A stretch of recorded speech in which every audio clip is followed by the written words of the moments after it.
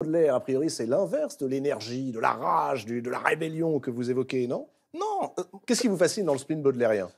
Baudelaire, il y a cette idée de dire que comment on peut, lorsqu'on vit ce qui peut être considéré comme une forme de laideur, donc la mort, la difficulté dans la vie, le fait qu'en amour on ait été Mmh. repoussé, etc., etc., Tiens, etc. Richard Lornac, vous nous faites un petit Comment, spleen baudelairien, ça donne quoi en allez, musique? Être comment repoussé, la la laideur. laideur, comment on peut néanmoins, en magnifiant ces choses-là, dire finalement que l'être humain est capable de transcender toute chose, que l'être humain est même capable de l'obscurité.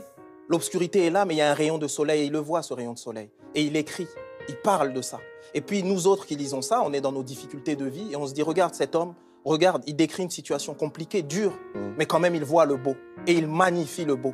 Comment je vais magnifier le beau dans ma Omniprésent dans propre votre vie? livre, malgré la crasse, malgré les opportunistes, trouvons les opportunités, Exactement. laissons la haine, même si on la ressent, cherchons l'amour, osons dire beauté et amour, comme c'était deux mots qui étaient devenus des gros mots. Exactement. Dire, pour moi, et je le dis assez souvent, c'est presque redondant, pour moi, être subversif aujourd'hui, au XXIe siècle, c'est être capable de dire « je t'aime », d'être capable de dire sincèrement « je t'aime ». Et ça, c'est pas évident dans un monde où tout nous pousse à la haine. Eh bien, je dis « je t'aime » et je construis. Ce premier lieu, cet endroit du changement, cet endroit où tout d'un coup, comment dire, on se nourrit de ces forces vives qui permettent de devenir ce qu'on doit être. Cet endroit, c'est l'école. Cet endroit qui nous apprend la puissance des mots, la puissance du verbe, cet endroit où des gens nous donnent la main et nous disent « tu es beau ». Et on finit par croire qu'on est beau et on le devient, fatalement, heureusement. Attention, écrivez-vous tout de même j'allais dire aux impostures, mais il y a un passage que j'aime beaucoup, page 151, vous évoquez la poésie. Mais oui, attention, la poésie est une mascarade. Si elle ne quitte pas par les voies supérieures la médiatique parade, en renouant le droit et le devoir de vérité, au luxe, à la pure lumière, à la beauté. Eh oui. Il y a une poésie mascarade, il y a des faux poètes.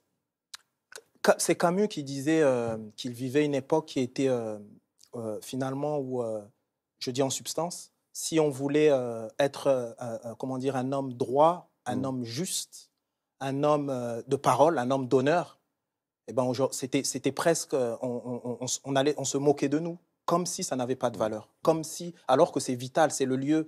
euh, euh, Camus m'a appris et continue à m'apprendre que chaque artiste n'est pas là à ériger sa statue.